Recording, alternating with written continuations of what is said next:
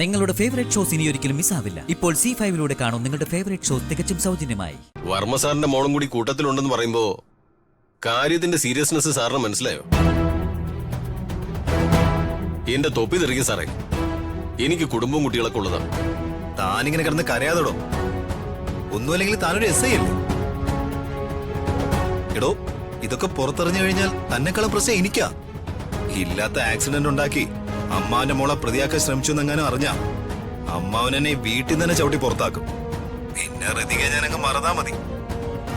താനടക്കമുള്ള മൊത്തം പോലീസ് ഫോഴ്സിന്റെ ചെല്ലും ചെലവും നടത്താനുള്ള പാങ്ങുണ്ട് മിനിസ്റ്റർ പ്രതാപവർമ്മയുടെ മരുമോൻ സ്ഥാനത്തിന്. എന്നാ സാറ് തന്നെ ഒരു പോംവഴി പറ. ഒരു വഴിയുണ്ട്. എന്താ എന്താ സാറേ? ഞാൻ പറയുന്നതേ താൻ ശ്രദ്ധിച്ചു കേൾക്കണം. തന്നെ പേടിപ്പിക്കാൻ ഒരു ഓലപ്പടക്കമായിട്ടാ അവര് സ്റ്റേഷനിൽ വന്നിരിക്കുന്നത്. താൻ അവരുടെ മുമ്പിൽ ഒരു ബോംബ് പൊട്ടിച്ചാൽ അവരുടെ ശ്രദ്ധ മാറിക്കോളും. പിന്നെ ആക്സിഡന്റ് പെട്ടവനെ അന്വേഷിച്ചു പോവില്ല ആരും. എന്നാ സാർ പെട്ടെന്ന് ബോംബിങ് താ.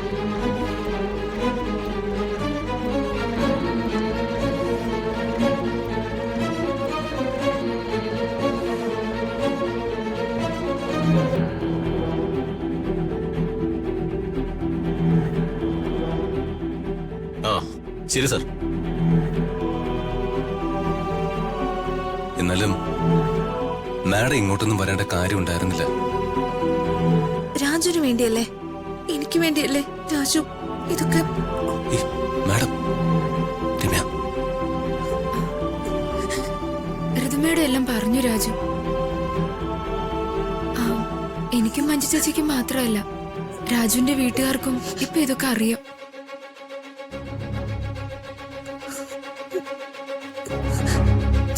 മാഡം കണ്ണ് തുടയ്ക്കും. മാഡം, ആ SI സാർ വന്ന പ്രശ്നമോ?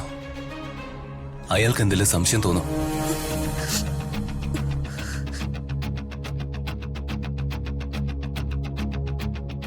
എന്താ ഇവിടെ കുറെ നേരം ആയല്ലോ. സാറിന് ആളെ മനസ്സിലായില്ലേ? വർമ്മ സാറിന്റെ മോളാ. എനിക്ക് മനസ്സിലായി. ആരുടെ മോളാണെങ്കിലും പോലീസ് സ്റ്റേഷനിൽ ചില ചിട്ടവട്ടങ്ങളൊക്കെ ഉണ്ട്. അതറിയാൻ തന്നെ സർ ഞങ്ങൾ വന്നത്. മനസ്സിലായില്ല സർ, രാജുവിനെ എന്തിനു വേണ്ടിയാ ഈ ലോക്കപ്പിലിട്ടത്? അറസ്റ്റ് ചെയ്യുമ്പോ മേഡോ വർമ്മ സാർ വീട്ടിൽ ഉണ്ടായിരുന്നില്ലേ? ആക്സിഡന്റ് ഉണ്ടാക്കിയ ആൾ വീട്ടിലുണ്ടെന്ന് വർമ്മ സാർ പറഞ്ഞതിന്റെ അടിസ്ഥാനത്തിലല്ലേ ഞങ്ങളവിടെ വന്നത്? സമ്മതിച്ചു സർ, ആക്സിഡന്റ് ഉണ്ടാക്കിയ ആൾ ഈ ലോക്കപ്പിലുണ്ട്. പക്ഷേ ആക്സിഡന്റിൽ പെട്ടയാൾ എവിടെ? അങ്ങനെ ഒരാൾ അഡ്മിറ്റ് ചെയ്തു എന്ന് പറയുന്ന ആശുപത്രിയിൽ ഇല്ല. അങ്ങനെ ഒരു ആംബുലൻസും ഇല്ല. ആക്സിഡന്റിൽപ്പെട്ട ആൾ എവിടെ ഉണ്ടെന്ന് മാഡത്തിന് അറിയണമെന്ന് നിർബന്ധമാണോ? നിർബന്ധമാണ്. എന്നാ കേട്ടോ, അയാളിപ്പോ താലൂക്ക് ആശുപത്രിയിലുണ്ട്, മോർച്ചറിയില്.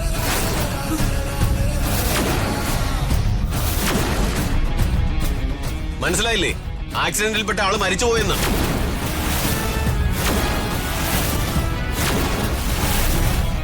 ബോഡി പോസ്റ്റ്മോർട്ടം കാത്ത് കിടക്കുക.